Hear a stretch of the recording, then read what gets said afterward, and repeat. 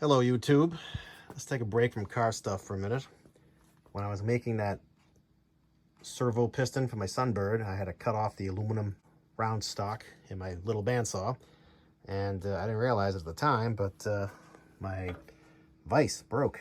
If you look, you'll see that this little piece right here, it's the top part of the circle, and this pin goes through it, and this thing, it locates this guy so I can pivot left and right. It broke off. And I didn't realize it, but this pin had backed out of the bottom, so it was only sticking out of the top. So when I spun it in, it went up and it snapped off. And this thing is super thin anyway. I mean, there isn't a whole lot of meat there. So what I'm going to try to do is make a new piece for the top. I tried to weld this. I was hoping it wasn't cast iron, but alas, it is. And it really welded the pin, but not to the cast iron piece. So what I'm going to do is machine this thing down flat and make a top plate that bolts down. There's plenty of meat in this thing. I'll bolt it down, and that should support the top and give me the pivot action I need. I mean, you can't get parts of this thing anymore. This is an Atlas bandsaw that was marketed by Craftsman until the 70s, I believe. So this one, I looked it up when I bought it. I want to say it's from the 60s, but I can't remember. It's a cute little saw. I mean, it's tiny. I mean, just to show you, this is my arm. It's only like 20 inches long. It's not very big. So anyway, let me get to my Mickey Mouse milling machine, and I will try to machine the top down and make a flat plane to bolt a plate on to give me the top support for the hinge. All right, there's phase one. I machined down the top, so I have a nice flat plane to bolt a plate to. Hopefully it works. Okay. So I modified this piece. I machined the top flat. I drilled some holes in it to accept the top plate. I made a top plate that will bolt on top. I made a recess in it, so it'll take this roll pin that goes through the vise. And here's the vise piece, the pivot part.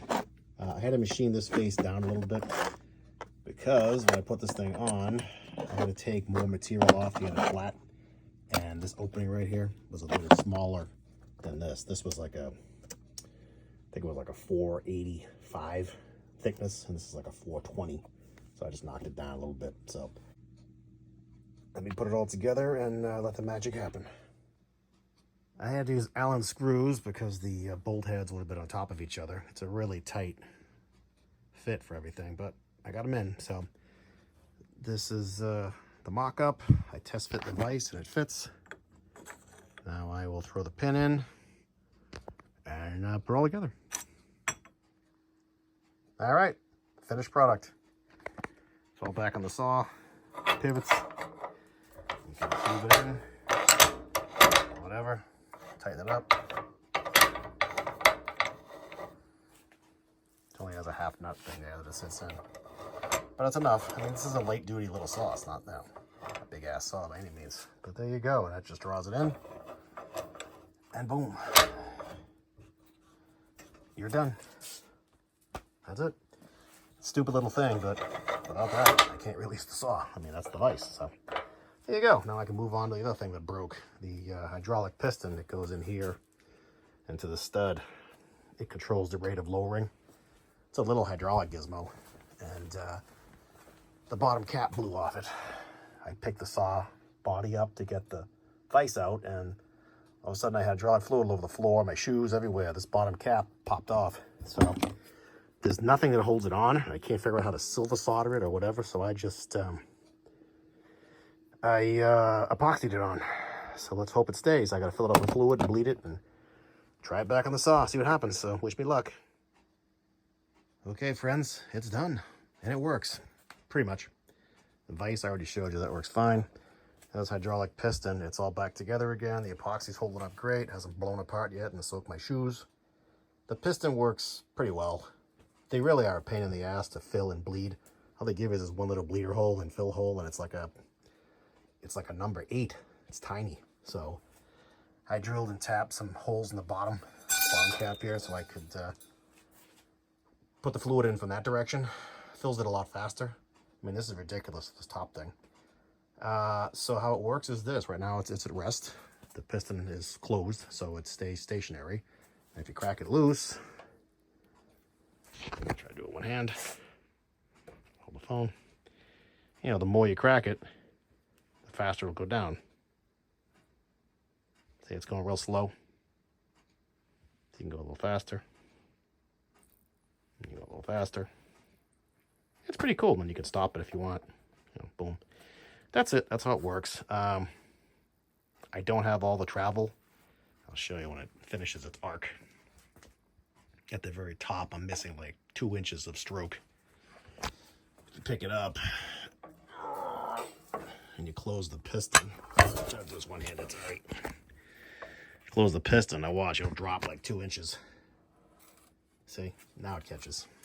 I mean, you still have all that throat area to use, which means it's only, I forget what it is, if it's a 3x6 or a 6x9. It's not a very big saw, I mean.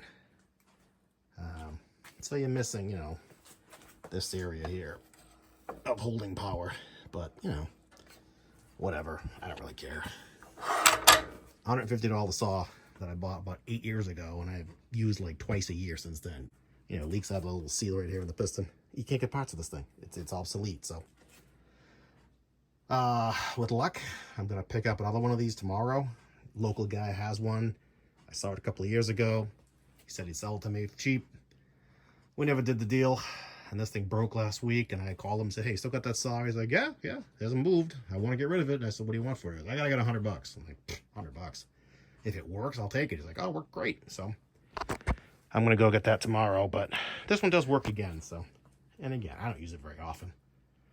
You know, it's a little baby bandsaw. It's tiny. It's only 20 inches, 25 inches. It's small. It's barely 2 feet. It's like the smallest bandsaw they ever made. It's a tiny little thing, but it's, you know, full function steel cutting, aluminum cutting, you know, brass cutting bandsaw. It cuts really well. It's fairly accurate. It's not, you know, super awesome, but you know, it's an Atlas, like I said, that Craftsman sold under a license or whatever. So there you go. My saw is done. It'll live to fight another day. If it breaks again, it gets one step closer to the scrap heap. So that's it. Hope you enjoyed this little foray into fixing shop equipment. I can get back on turbo Sunbirds and important things like that make the world a better place. Talk to you later, boys and girls. Hope all your projects are going well.